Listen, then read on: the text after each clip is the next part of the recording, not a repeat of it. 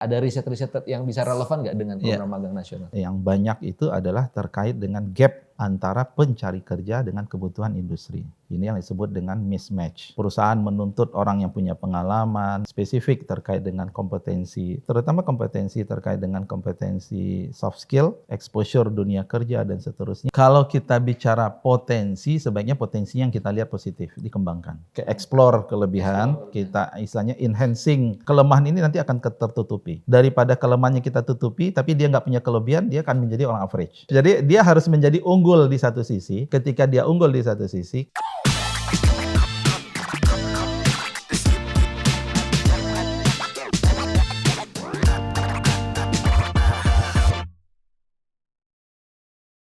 Halo Sobat Tirto, kembali lagi di Query, Kudapan Eksperimen dan Riset bersama saya Madin, pemimpin redaksi tirto.id.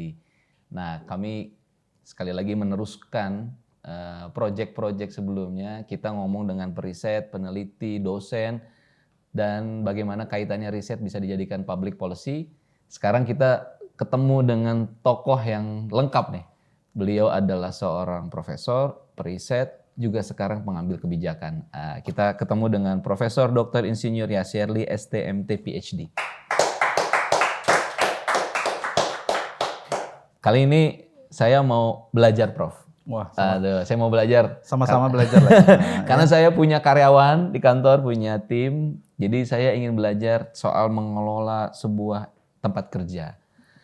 Pertama, tapi mungkin saya pengen tahu dulu backgroundnya Profesor Yasserly itu sebelumnya menggeluti bidang apa aja sampai akhirnya sekarang bisa jadi menteri. Mungkin bisa cerita perjalanan karir akademisnya, Prof. Iya, berarti 50 tahun dong saya harus bercerita. Enggak ya? Summary aja, Prof. Ya, alhamdulillah. Saya bidangnya itu S1 tuh saya mengambil teknik industri. Oke. S2 teknik manajemen industri dan S3-nya ya sama semuanya, Industrial and Systems Engineering gitu ya. Jadi kalau itu teknik dan sistem industri gitu ya. Jadi teknik industri, teknik manajemen industri, teknik dan sistem industri.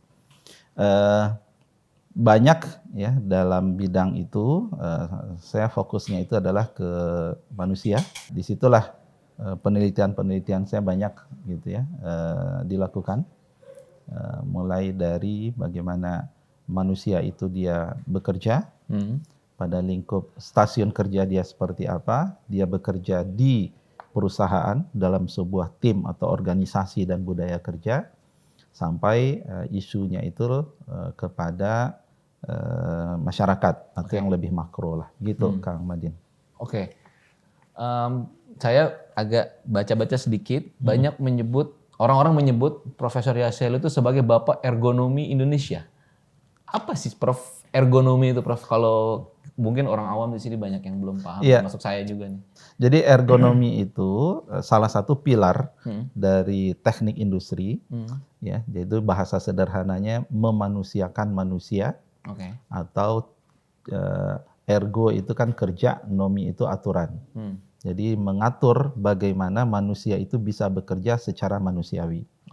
Secara manusiawi artinya dia bekerja itu sesuai dengan kondisi dia, sehingga dia bisa lebih produktif, dia bisa bekerja itu lebih selamat, gitu ya, lebih aman dan lebih nyaman. Nah, biasa kita berbicara lebih efektif, ya, lebih produktif, lebih efektif, lebih efisien, lebih aman, lebih nyaman. Nah, mulailah diatur kursi. Jadi kalau orang biasa memahami ergonomi itu kursinya begini yang ergonomis ya. Kursi yang membuat dia itu bisa ya nyaman duduk dalam waktu yang lama. Kemudian mulailah orang berbicara organisasi yang ergonomis itu seperti apa, organisasi yang nyaman buat dia, gitu ya. Ada orang yang kemudian stres ya di tempat kerja, salah satunya itu adalah karena budaya organisasi atau leadership-nya. Nah, situlah muncul di situ ya. Ada juga dalam produk-produk ergonomi, tidak hanya tadi kursi, ya, orang ada sikat gigi ergonomi, ini laptopnya lebih ergonomis, handphonenya lebih ergonomis. Artinya yang lebih pas, lebih sesuai dengan manusianya. Nah, saya memang 6 tahun menjadi Presiden Perhimpunan Ergonomi Indonesia 2016 sampai 2021. Saya pernah menjadi Presiden Perhimpunan Ergonomi di Asia Tenggara dan kemudian saya juga pernah aktif di Perhimpunan Ergonomi Internasional. Jadi memang nah itulah yang membuat mungkin ya ada yang mengatakan saya lebih banyaknya di ergonomi. Oke, ini saya coba lihat-lihat nama Prof. Yasserly di Google Scholar dan di beberapa referensi riset. Penelitiannya banyak sekali, Prof. Saya sampai bingung mau harus nanya yang mana. Tapi ada beberapa yang menarik perhatian saya ini karena ini kita bahas riset ya. Riset mengenai Gen Z ini. Salah satunya yang baru nih, ada sebuah riset mengenai kaitannya antara learning kognitif, bagaimana Gen Z itu belajar yang berdampak pada kemampuan agility-nya dia di kantor. Terutama di startup-startup. Apa sih Prof insight yang bisa diambil dari riset itu, terutama fenomena Gen Z sekarang? Jadi memang beberapa penelitian itu, Kang Madin ya, memang dilakukan sebelum saya jadi menteri, yaitu lebih beragam. Dan ketika sudah jadi menteri, saya ingin fokus kepada sesuatu yang itu bisa kita jadikan sebagai kebijakan, yang disebut dengan evidence-based policy atau data-based policy. Nah, salah satu yang menarik dan ini menjadi tantangan kita ke depan itu adalah keberadaan Gen Z. Jadi Gen Z ini mereka itu menghadapi tantangan yang baru, yang tidak mudah, ya, dunia industri cepat. Mereka harus belajar cepat, maka kata kunci yang di ujung itu adalah learning agility. Nah, learning agility itu kemampuan dia untuk bisa secara agile belajar sesuatu yang baru. Nah, saya melihat apa nih yang kemudian faktor-faktor yang penting yang harus dimiliki oleh Gen Z agar dia memiliki learning agility. Kalau tidak, dia menjadi terkalahkan, tidak bisa survive. Nah, ternyata disitulah kita kaji macam-macam gitu ya. Nah, mulai dari ya apapun lah itu. Ya, itu ada model yang kita kembangkan, kita uji, ya ada terkait dengan karakter mereka, kemudian ya macam-macam lah ya. Itu bisa dilihat papernya. Gitu. Oke, ini sangat relate di tim saya juga, Prof. Karena kan kita tahu industri digital itu dinamikanya sangat luar biasa, bergerak terus-terusan dan segala macam.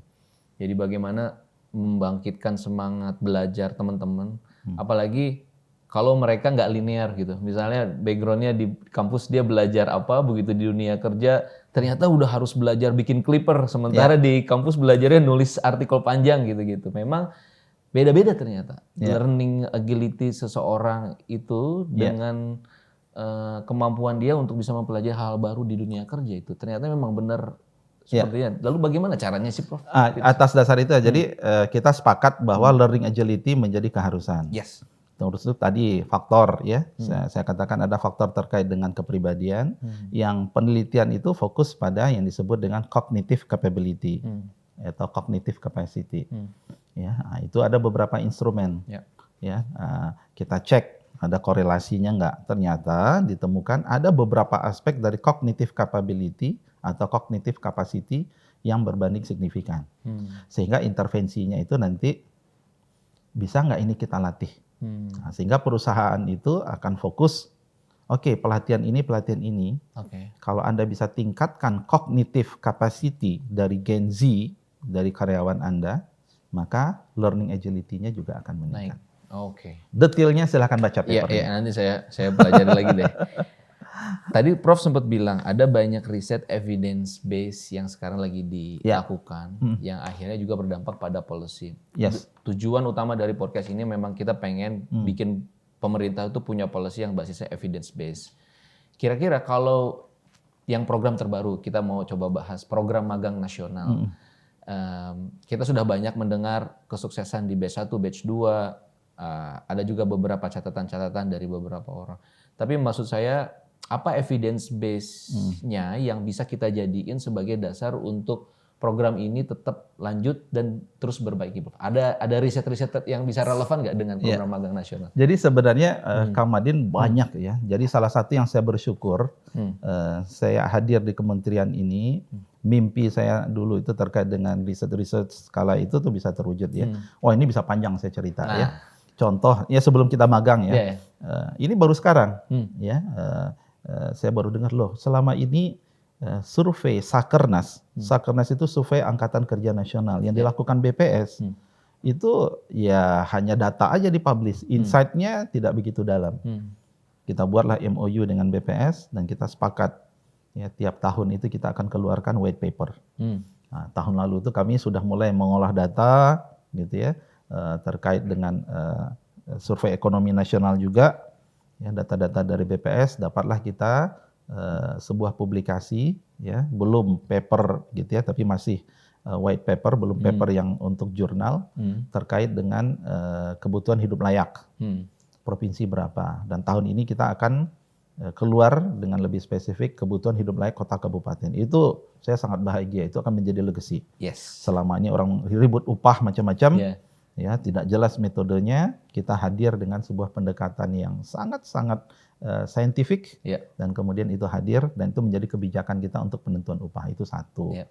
K3, kecelakaan kerja. Selama ini data, kebijakan ya kebijakan.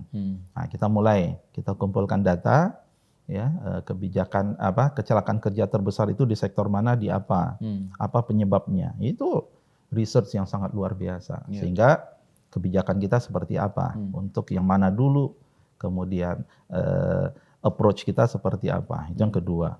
Nah, yang ketiga memang yang banyak itu adalah terkait dengan gap antara pencari kerja dengan kebutuhan industri. Ini yang disebut dengan mismatch. Nah, kita lihat pertumbuhan angkatan kerja seperti apa. Kita lihat pertumbuhan lowongan pekerjaan seperti apa. Itu kita lakukan riset juga tuh Kang Madin. Ya. Jadi menarik banyak hal. Dari situ kita lihat ya, ditambah referensi-referensi memang ada gap. Sehingga kita bertanya sekarang bagaimana gap antara angkatan kerja ya, mereka lulus dari apakah itu SMA, SMK, perguruan tinggi, agar mereka bisa mendapatkan kompetensi ataupun sesuai dengan persyaratan yang diminta oleh industri. Keluarlah bahasa besarnya itu School to Work Transition program. Salah satunya muncullah magang. Sesudah kita lihat, ternyata perusahaan menuntut orang yang punya pengalaman dan macam-macam. Ternyata di sini mereka spesifik terkait dengan kompetensi, terutama kompetensi terkait dengan kompetensi soft skill, ya, exposure dunia kerja dan seterusnya. Maka kemudian lahirlah magang, mendekatkan mereka, mempercepat mereka untuk kemudian mereka mengisi gap-gap sehingga memang kompetensinya sesuai dengan industri. Dan pas pelaksanaan magang pun kita selalu evaluasi, itu big data. Kemarin kita mengolah dari 100.000 orang angkatan pertama. Ya, menarik. Ya, itu kita olah lah datanya. Ya, ini ongoing terus gitu ya. Gimana tidak hanya sebatas evaluasi terkait dengan kepuasan dan seterusnya, tapi kita punya data. Kita punya data banyak di sini. Jadi angkatan kerja Indonesia itu 155 juta. Vokasi pun kita tahu, ya, kita punya data. Jadi ketika data sekarang pelatihan mana yang paling favorit? Ya, tadi di lain sisi perusahaan rekrutmen mana yang paling banyak? Dan jangan lupa Mas Madin, kami punya platform Siap Kerja, ya, yang mengumpulkan data terkait dengan para pencari kerja dan juga kemudian lowongan-lowongan pekerjaan. Dan kita sudah lakukan analisis juga dalam 5 tahun terakhir. Yang banyak itu permintaan dari industri apa dan seterusnya. Indah lah. Jadi saya sangat senang sekali di sini. Menarik. Prof, tapi pelajaran apa dari 2 batch pertama dari sudut pandang regulasi atau dari sudut pandang penyelenggara? Nanti kita bisa bahas dari sudut pandang perusahaan, si pencari kerja. Tapi dari sudut pandang kementerian, apa learning yang bisa diambil dari 2 batch ini, Prof? Secara insight gitu dari pelaksanaannya. Jadi Mas Madin bisa bayangkan ya, batch pertama itu 100.000 orang, itu mereka sudah diseleksi oleh perusahaan.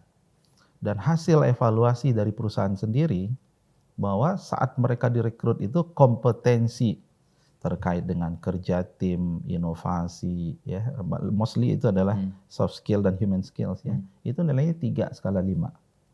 3/5? Ya, itu average rata-rata nasional. Sehingga baru sesudah magang terjadi peningkatan, ya, hampir mendekati 4 lah, naik 10-15% gitu ya. Nah, dari situ kan sebuah potret bahwa memang kita punya isu ya ada gap tadi gitu ya. Dan hasil evaluasi ini datanya big data belum kita tuntas ya. Hasil evaluasi ya banyak mengatakan ya mereka puas. Ini tadi perspektif dari penyelenggara magang. Ya itu adalah perusahaan dan instansi. Dari peserta juga sama. Ya, kalau kita lihat ini belum masif ya, tapi kalau tingkat kepuasannya kan 86% puas dan sangat puas. Cukup puas 13%. Ya. Ya mereka merasakan upgrading luar biasa. Ya, selama 6 bulan itu tumbuh confidence mereka, mereka belajar tentang dunia kerja, how to be professional dan seterusnya. Jadi kalau secara umum ya inilah yang kemudian saya paparkan ke Pak Presiden. Tahun lalu 100.000, kami minta 150.000, alhamdulillah itu disetujui. Ya, dan itu sebenarnya 150.000 nambah dari 100.000 itu kan hasil dari evaluasi, ya, berbasis data tentunya. Kalau ada rekomendasi yang bisa kita sampaikan, mungkin ke penyelenggara pendidikan kampus itu sendiri dari program magang ini, mungkin ada beberapa hal mungkin yang bisa direkomendasikan. Kira-kira apa, Prof? Ya, jadi yang sering saya sampaikan itu adalah yang pertama dunia industri itu berkembang cepat, gitu ya, berkembang cepat, sehingga kami dan juga tentu teman-teman di institusi pendidikan harus aware ini dan harus bisa menyikapinya seperti apa. Kalau cara biasa, kurikulum dirancang, kemudian ya dilaksanakan, outputnya baru 5 tahun kemudian, ya kan kurikulum dilaksanakan baru ini, gitu ya, maka itu akan terlambat, gitu ya. Nah, sehingga kurikulum ini juga harus dibuat lebih fleksibel, gitu ya, lebih fleksibel. Dulu itu mungkin kalau menurut saya kayak semacam konsep merdeka belajar, ya, to some extent menurut saya itu mencoba membuat fleksibilitas itu, gitu ya. Jadi mereka lebih kenal, familiar dengan terjadi di industri. Itu yang pertama, ya. Jadi basisnya itu tadi adalah perubahan yang cepat. Kurikulum kemudian dosennya. Ya, kalau dulu waktu saya di Amerika, ya, di kampus saya itu para profesor itu biasa sabbatical leave. Ya, jadi sesudah 5 tahun diberi mereka 1 semester untuk ya boleh mereka apapun upgrading dirinya. Atau kemudian dia hadir di perusahaan, di industri atau perusahaan, sehingga mereka lebih begini ya kondisi saat ini sekarang. Karena kuncinya memang balik lagi di 2 itu, kurikulum dan dosen. Kalau saya melihat beberapa perubahan signifikan, dan maksudnya ini kan dalam skala gap tadi tidak mungkin bisa diselesaikan dengan program magang nasional. Tentu. Artinya ini adalah sebuah permodelan untuk bisa menunjukkan bagaimana gap itu terjadi dan bagaimana kita membangun sebuah sistem secara lebih universal untuk mengurangi gap tersebut. Kira-kira gitu lah, Prof. Setuju. Saya yakin sebagai seorang peneliti di kepala Profesor Yasserli ini lagi banyak banget bahan yang. Tapi dari sini apa yang bisa Prof bayangkan sebagai sebuah riset? Maksud saya sebagai seorang peneliti, apa yang pengen Prof kira-kira ini nih sebuah insight-nya banyak nih, data-data ini bagus dan menarik, dan ada nggak yang mungkin dari program magang ini yang menurut Prof kira-kira ini sebuah temuan menarik yang kira-kira bisa di follow up jadi sebuah riset mendalam? Banyak sebenarnya ya. Jadi insight apa? Jadi kalau tadi kan insight kemanfaatan. Tapi tadi saya sampaikan ke Kang Madin kan, ya, mereka yang baru kalau 100.000 itu baru 10%. 10-15% yang mereka terseleksi. Jadi bayangkan 85%-nya belum. Ya, ini kan mereka menghadapi tantangan yang sama nih. Mereka yang belum mendapatkan kesempatan magang, ya, dan tidak terpilih karena somehow juga mungkin ya tidak ikut atau tidak terpilih. Ini kan bisa kita duga lah mungkin ya sama kondisinya dengan mereka saat teman-teman mereka saat pertama kali datang magang. Itu overall. Lebih detail, ada data terkait dengan kita bisa lihat dari 100.000 lowongan yang dibuka oleh perusahaan, kebanyakan itu lowongannya yang dicari apa sih? Itu data. Ya, itu insight. And hopefully suatu saat nanti kami bisa publish. Kemudian kita lihat juga matchingnya seperti apa. Dan salah satu yang menarik, ya, nanti kita akan kuantifikasi. Banyak dari yang magang ketika kami melakukan peninjauan sekilas, mereka itu hadir dalam yang dibutuhkan kompetensi terkait dengan e-marketing misalnya. Sesuatu yang kalau saya cek juga, ternyata di kampus mereka tidak diajarkan. Iya. Ya. E-marketing, SEO itu nggak ada tuh. Search Engine Optimization, padahal saya butuh tapi nggak ada. Itu sama, itu kan jadi feedback. Nah, gitu ya. Kemudian terkait dengan big data, terkait dengan apa istilahnya itu presentasi itu apa, data communication macam-macam gitu ya. Visual communication dan seterusnya. Nah, kita melihat beberapa kompetensi itu ada yang sifatnya itu siap kerja, praktikal, vokasi. Kami ambil dan kita buat pelatihan itu. Ya. Tapi ada beberapa yang memang kalau mendalam tentu institusi pendidikan. Banyak Kang Madin ya. Kami punya data banyak, belum lagi sebaran gitu ya. Nah, ini nanti kita akan terus olah. Ya, ini masalahnya magang angkatan pertama baru selesai, kita langsung buka lagi angkatan kedua gitu ya. Jadi ini luar biasa. Iya, pasti painful. Cuman saya penasaran dari sudut pandang kalau bahasa Gen Z-nya POV-nya pencari kerja magang ini, Prof. Apa kesalahan yang paling sering muncul yang membuat mereka nggak lolos seleksi? Mungkin ini bukan bisa jadi sebuah evidence based, tapi mungkin dari cerita-cerita yang Prof dapat dari perusahaan, kenapa mereka bisa gagal itu karena apa kesalahan yang paling menarik sering muncul? Juga, ya. Menarik itu, harus kita olah tuh datanya. Makasih. Jadi sebagian besar satu memang dari si pelamar. Maka sering saya sampaikan CV kamu detail dong, ya gitu. Kemudian itu nomor satu sih. Ya tentu perusahaan itu mencari orang yang memang kalau bisa dia skillnya banyak lah, gitu ya. Yang kedua kesesuaian, ya. Jadi kesesuaian antara yang dicari dengan dia. Ya, walaupun masalahnya gini, di beberapa perusahaan itu dia cuma menuliskan kami mencari lulusan S1 apapun. Ya, tapi bukan berarti semua orang silakan, karena nanti teman-teman adik-adik itu harus bisa merelate dengan lowongannya apa. Ya, jadi wah ini saya bisa masuk di sini, gitu ya. Padahal yang berpikiran seperti itu, ini perbandingannya itu posisi terbuka yang dibuka itu kan 100.000, yang ngelamar itu kan hampir 400.000 itu angkatan 1 banding 4. Dan sekarang saya yakin itu akan lebih besar. Ya, ketika memang angkatan 1 dilihat, alhamdulillah berjalan baik, gitu ya, tidak ada isu uang saku dibayar tepat waktu dan seterusnya, gitu ya, dan testimoni juga banyak bagus. Jadi itu yang kedua, lihatlah kesesuaian. Yang ketiga, banyak yang memaksakan, Kang Madin juga, saya mau di Jakarta. Karena upah minimum Jakarta 5,7 juta.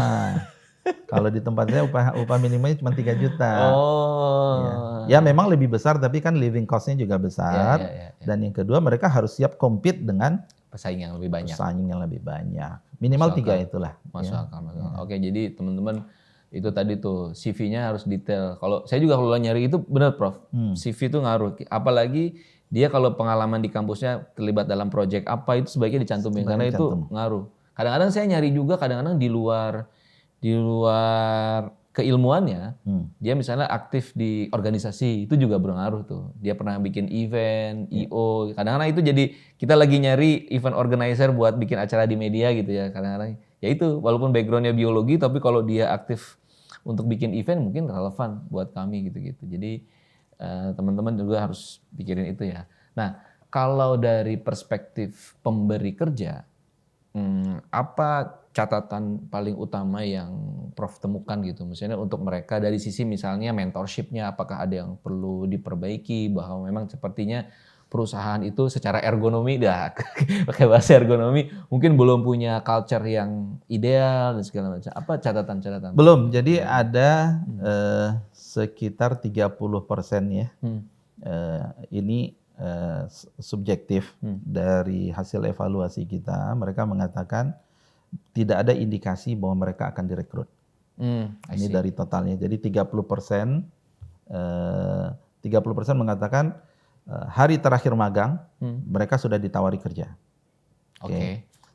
Terus saya lupa 36% ada indikasi. Jadi maksudnya itu ini kayaknya saya Potensial, dipuji, tapi mungkin offeringnya belum sekarang, mungkin nanti masih sebulan lagi, 2 bulan lagi. Ada 34%, ya plus minus ya, tidak ada indikasi kata dia. Ini kayaknya juga saya banyaknya tidak begitu berkontribusi mungkin. Nah, kami belum olah ini. Jadi kita akan olah nanti yang 34% ini mereka kerja di posisi mana. Kemudian kita lihat juga mereka profil seperti apa. Kan ketika kita olah inilah nanti akan menjadi feedback kita untuk kebijakan selanjutnya nanti. Tapi ini menarik nih Kang Madin. Menarik. Saya jadi pengen belajar juga karena tahun ini saya baru pertama kali nyoba ikutan Prof. Untuk dari sisi perusahaan. Kami mencoba mengajukan, kami juga pengen tahu sebenarnya bagaimana nanti situasinya seperti apa. Jujur memang ini bagi perusahaan sesuatu yang menarik sih Prof. Karena kami bisa memangkas satu proses mengenal itu loh. Kadang-kadang kita dari CV, dari interview, dari tes itu nggak bisa menjamin itu sih. Jadi magang ini memang bisa menjadi proses pengenalan. Ini ada kameramen saya juga dari magang, ya itu jalan udah 2 kali dia magang karena yang waktu jadi kampus, sekarang dia udah lulus magang dulu, sekarang kita jalanin gitu-gitu. Prof, ini mungkin pertanyaan yang gampang-gampang.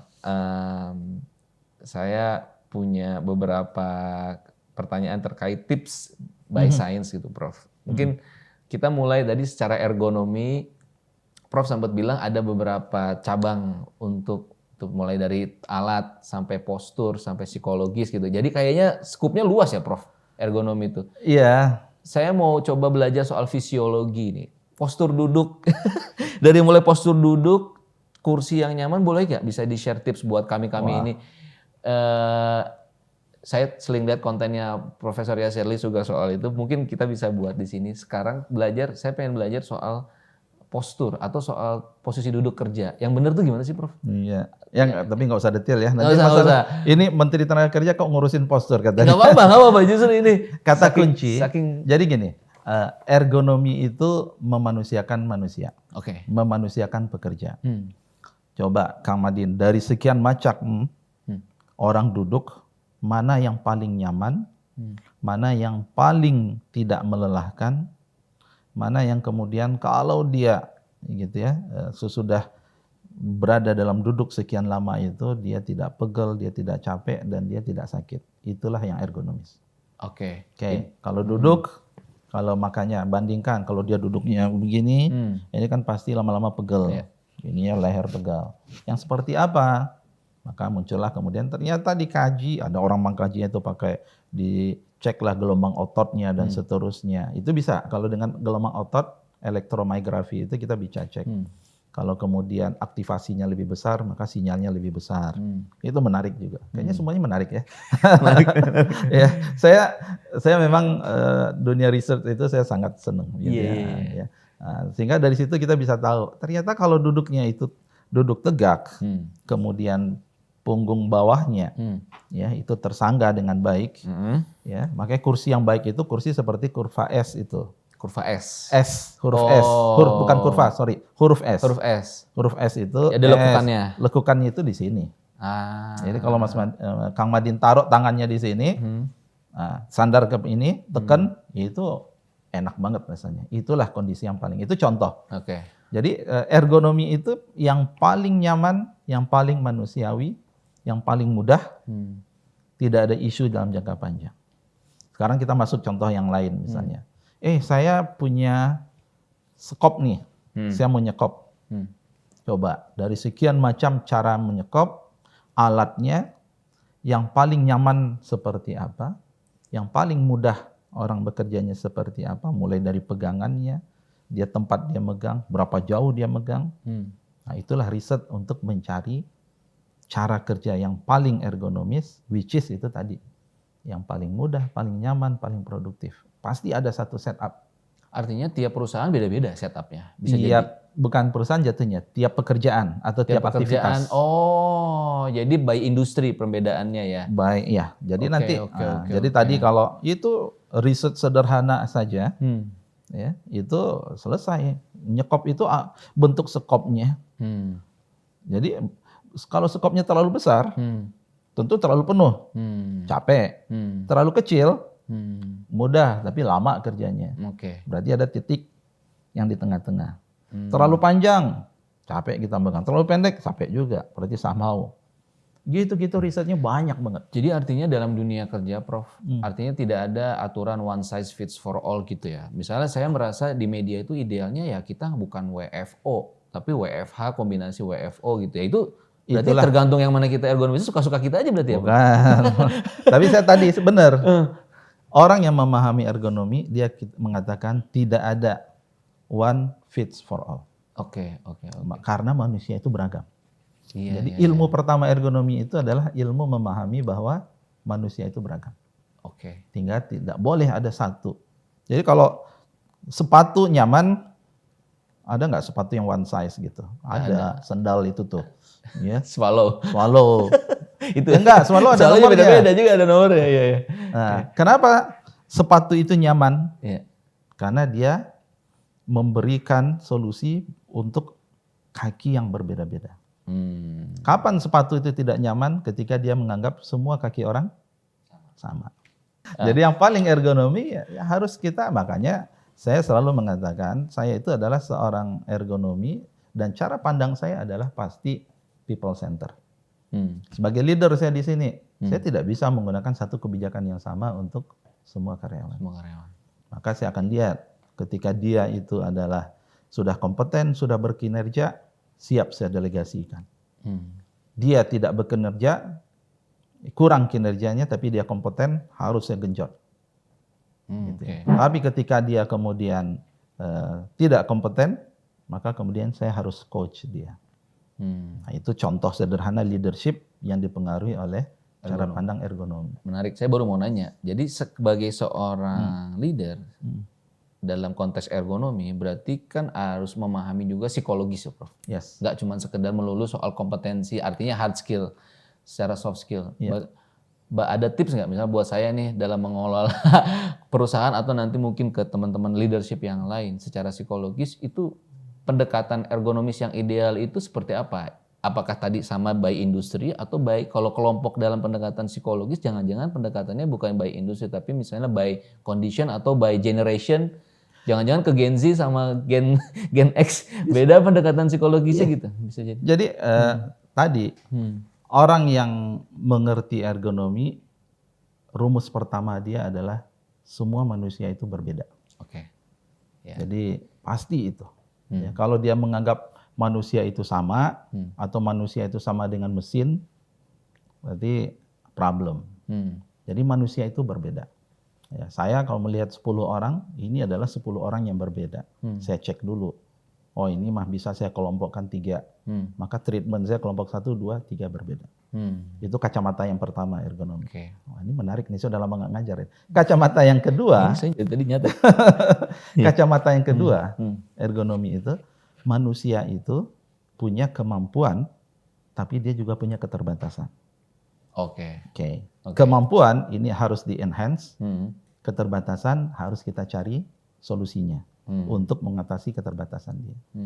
Ya, contoh, enhance ya, manusia itu punya kreativitas. Tadi ya, kalau yang saya bicara learning agility macam-macam itu kita mencari plusnya. Tapi manusia punya keterbatasan, jangan dipaksain. Dia duduk 2 jam, dia sakit pinggang. Maka jam kerja nggak boleh lebih dari 2 jam dia stay terus. Dia ngangkat lebih dari 20 kg, dia bisa cedera. Maka untuk mengangkut benda material lebih dari 20 kg, gunakan alat bantu. Itu orang ergonomi begitu. Semoga prinsip ergonomi ini bisa dipakai oleh kabinet-kabinet. Oke, Prof, ini ada trivial question, Prof. Kalau dalam bahasa ini Gen Z-nya pertanyaan-pertanyaan pendek ya. Kalau menurut Prof, yang ideal adalah micromanage, macromanage. Dua-duanya. Dua-duanya. Sorry ya, saya nggak bisa ini. Kapan saat mikro, kapan saat makro? Tadi makromanagement ketika kita menemukan tim yang dia sudah kompeten dan dia itu sudah bisa, dia sudah berkinerja atau kompeten, dia bisa diandalkan, gitu ya. Ya harus, gitu ya. Nggak mungkin semua sampai orang seperti itu kita micromanagement, inovasi dia hilang. Jadi mereka itu kita harus kasih strategic, ya, point of view, kita tantang mereka, kita cukup bilangkan mimpi saya itu begini, dan mereka akan kerja. Tapi orang yang kemudian mereka tidak punya kompetensi, mereka baru belajar, kita harus micromanagement.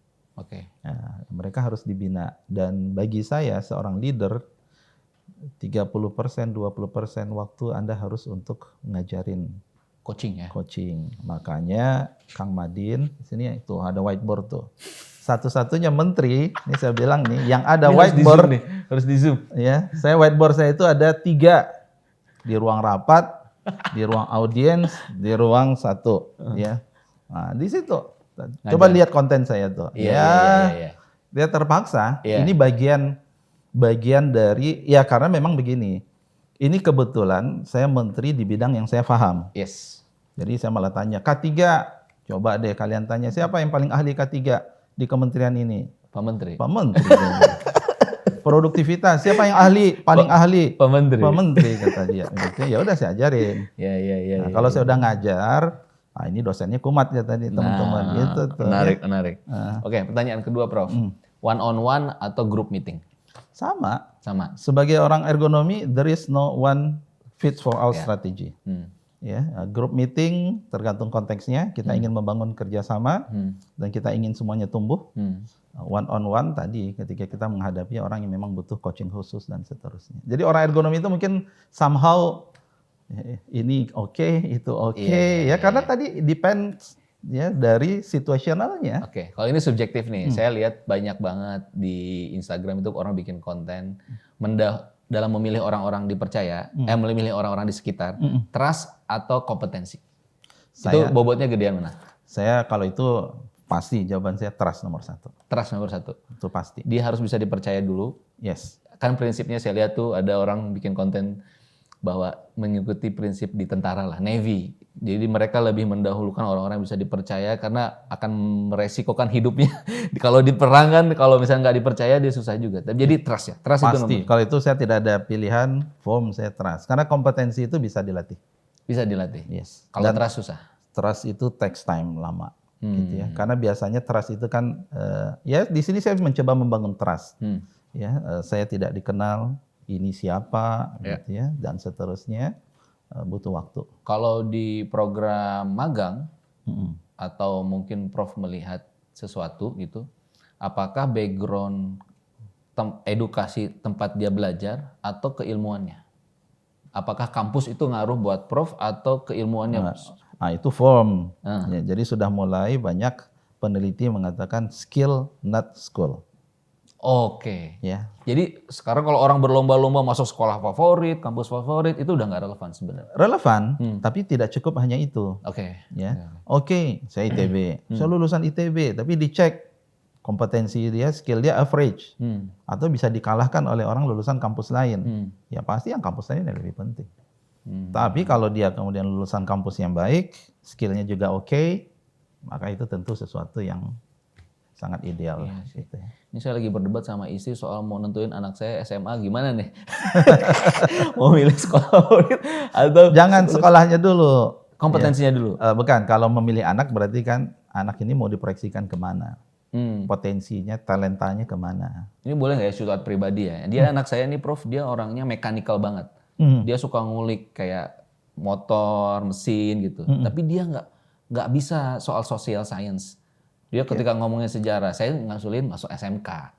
Karena melihat kelebihannya itu di situ, instead of menutupi kekurangan. Nah ini juga pertanyaan, apakah kita harus mengeksploitasi kelebihan seseorang atau menutupi kekurangannya di bidang itu ketika ngomongin pendidikan anak?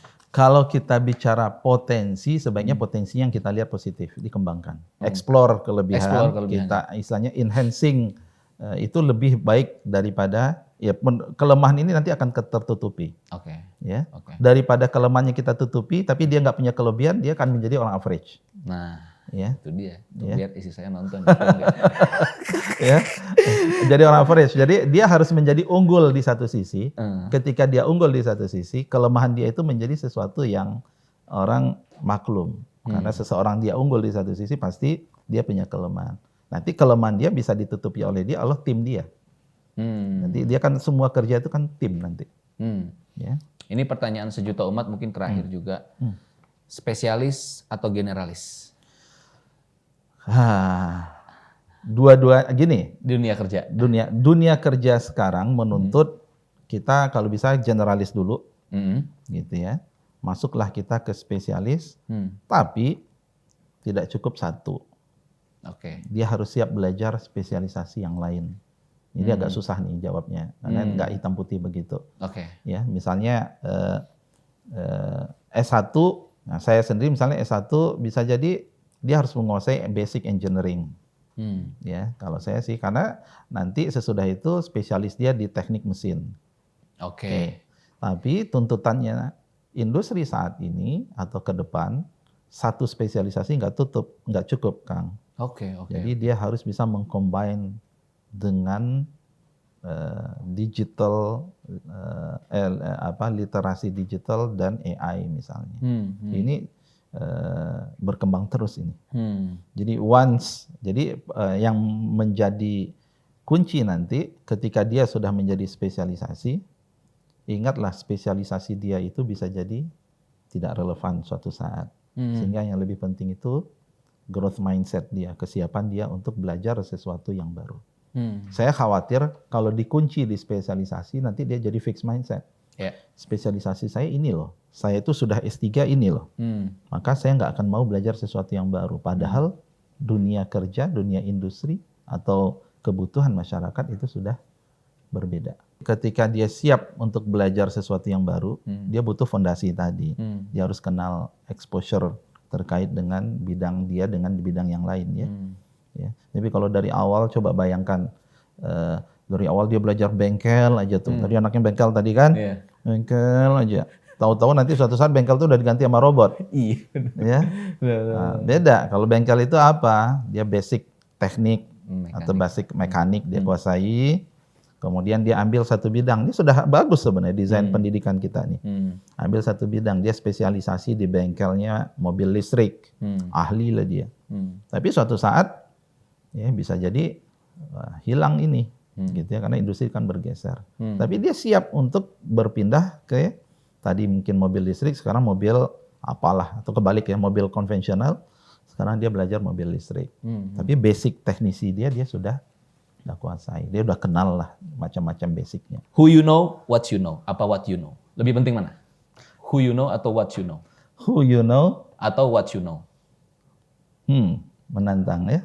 Menurut Prof di era sekarang dengan berbekal pengalaman selama ini, kita lebih penting networking atau sebenarnya kompetensi tadi, apa pengetahuan? Dua-duanya ya. Dua-duanya. Nggak ada salah satu. Kalau salah satu beratnya kemana berat? Bisa kalau what you know, kalau Anda punya konten, Anda bisa membangun jejaring. Tapi kalau Anda membangun jejaring saja tanpa Anda punya konten, ya itu hanya sesuatu yang menurut saya ya hanya jejaring saja ya. Kosong aja. Kosong. Saya adalah orang yang mulai dari belajar sesuatu, ergonomi, dengan ergonomi itulah, ini what you know ya. Saya membangun jejaring Indonesia, saya membangun jejaring internasional, tapi Anda be expert. Jangan nanggung juga. What you know, ya little kata dia gitu ya. Ya itu bukan what you know juga gitu ya. Kalau little ketemu dengan orang yang punya jejaring ya kalah lah begitu ya dia ya. Karena orang menariknya ketika dia kenapa saya katakan ada kecenderungan juga what you know, ketika Anda punya jejaring, Anda tahu direction itu kemana. Gitu ya. Ya, bukan jejaring dalam artian eksploitasi ya. Ya, jadi sekarang inilah saya lihat, ternyata dengan jejaring saya tahu loh tokoh-tokoh itu dia di sini. Ternyata kalau saya arahkan effort saya menuju ke situ, itu jauh lebih efisien. Ya, karena kalau Anda cuma what you know tanpa paham sebenarnya petanya, ya jejaring seperti apa juga susah. Jadi dua-duanya penting ya. Dua-duanya penting. Prof, mungkin ada yang mau disampaikan terkait program magang untuk adik-adik dan perusahaan. Kita coba minta Prof untuk bisa menyampaikan pesan atau mungkin ajakan untuk bergabung dan berbagi, mungkin ada tips and trick untuk teman-teman yang mau coba ikut program atau perusahaan yang mau ikut. Monggo Prof. Ya, makasih. Jadi ini alhamdulillah kita sekarang sedang dalam fase pendaftaran untuk magang angkatan kedua. untuk 150.000 orang. Jadi ini adalah suatu kesempatan yang luar biasa. Ya, alhamdulillah ini program strategis dari Pak Presiden kita, ya didukung oleh Pak Menko Ekonomi, didukung oleh Mensesnek, Menteri Keuangan dan Pak Sekretaris Kabinet. Ya, ini sebuah kolaborasi yang luar biasa. Programnya namanya sebenarnya stimulus ekonomi, tapi ini adalah bermanfaat banyak ya bagi adik-adik lulusan perguruan tinggi 1 tahun terakhir. 150.000 ini kita akan bagi dalam 3 batch gitu ya. Kita sedang buka untuk batch yang pertama 50.000 orang. Silakan manfaatkan. Pengalaman evaluasi kami dari angkatan yang pertama, alhamdulillah 86% puas dan sangat puas, 13% cukup puas, yang tidak puas itu 0, sekian. Ya, jadi sangat kecil sebenarnya. Kita tanya ke perusahaan, mereka juga happy, mereka puas, 86% juga kisaran. Dan bagi adik-adik ini kesempatan untuk mengenal dunia kerja. Kami akan saring lowongan-lowongan tempat magang yang memang sesuai untuk seorang lulusan perguruan tinggi. Dan bagi perusahaan, mereka juga ini menjadi semacam insentif juga dari pemerintah kepada mereka. Mereka mendapatkan tambahan sumber daya, mereka juga mendapatkan resources terkait dengan kompetensi-kompetensi terbaru yang mungkin mereka juga tidak punya, e-marketing gitu ya, terkait dengan konten, terkait dengan big data dan seterusnya. Dan alhamdulillah ya, ini menurut saya ini kesempatan yang baik. Jadi jangan lupa magang hub kemenaker.go.id, silakan ikuti, dan saya doakan adik-adik semua sukses. Angkatan yang pertama 30% di hari terakhir magang, sesudah pas hari terakhir 6 bulan 30% ditawari bekerja di tempat kerja mereka, 30%. Ya, nah, jadi ini adalah sebuah program strategis dari Pak Presiden, ingin mendekatkan lulusan perguruan tinggi kita dengan dunia kerja. Dan saya juga mengucapkan terima kasih kepada para perusahaan yang sudah memberikan kesempatan kepada generasi muda kita untuk tumbuh, untuk kemudian mereka diasah kompetensi teknisnya, kompetensi soft skill-nya, human skills-nya, dan memberikan pembelajaran. Banyak mentor-mentor testimoni dari peserta angkatan pertama mengatakan luar biasa ya, dengan para mentor itulah mereka belajar banyak hal. Gitu, Kang. Siap. Terima kasih Prof atas waktunya. Sekali lagi sebuah kehormatan, selalu senang diskusi dengan menteri yang linear dengan kementeriannya. Itu saya selalu menikmati obrolannya, karena itu tadi objektif dari podcast ini adalah bagaimana public policy itu dibangun atas dasar riset, atas dasar kompetensi, atas dasar kebutuhan yang memang cukup basisnya adalah data dan sains. Jadi kami sangat senang dan sangat antusias setiap kali berkesempatan untuk diskusi dengan Profesor Yosserly. Untuk saudara-saudara saya, teman-teman saya, dan sepupu-sepupu saya yang lagi berusaha untuk majuin program magang Hub, semangat, mudah-mudahan lolos dan diterima. Sekali lagi terima kasih, tepuk tangan dulu untuk Prof Yosserly.